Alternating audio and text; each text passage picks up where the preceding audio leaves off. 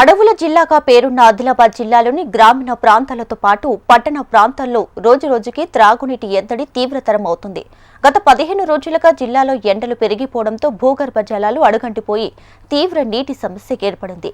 ముఖ్యంగా ఉట్నూరు ఏజెన్సీ పరిధిలోని పలు గిరిజన గ్రామాల్లో పరిస్థితి మరింత దయనీయంగా తయారైంది.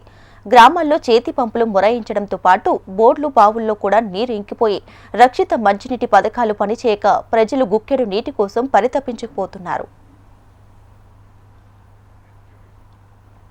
తాంసీ, తలమడుగు, గుడి, హత్నూరు, ఇచ్చోడ మండలాలతో పాటు ఉట్నూరు డివిజన్లోని ఇంద్రవెల్లి, నార్నూర్, జైనూర్, ఇంద్రవెల్లి మండలాల్లోని పరిస్థితి మరింత ఇబ్బందికరంగా మారింది.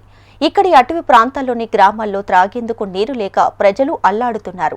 ప్రతిరోజు వేకువజాము నుండే బావులు, చేతి పంపుల వద్ద జనం గంటల తరబడి నిరీక్షిస్తే తప్ప బిందెడు నీరు దొరకడం కష్టంగా మారింది. మరికొన్ని గ్రామాల్లో వాగుల్లో చెలిమేలు తోడుకొని గిరిజనులు వాటిని త్రాగునీరుగా ఉపయోగిస్తూ రోగాల బారిన పడుతున్నారు. కొన్ని గ్రామాల్లో రైతులు ఎడ్ల బండ్ల సహాయంతో నీటిని తెచ్చుకునే పరిస్థితి నెలకొంది. మిషన్ భగీరథలో సాంకేతిక లోపం కారణంగా కొన్ని గ్రామాల్లో నీటి సరఫరా నిలిచిపోతుండగా మరికొన్ని గ్రామాల్లోనే రక్షిత మంచినీటి పథకాలు పనిచేయకపోవడంతో ప్రభుత్వం ప్రత్యామ్నాయ ఏర్పాట్లు చేపట్టకపోవడంతోనే ప్రజలు నీటి కోసం ఇబ్బందులు పడుతున్నారు. మారుమూల గ్రామాల్లో 2 రోజులకు ఒకసారి స్నానాలు చేసే పరిస్థితి నెలకొంది.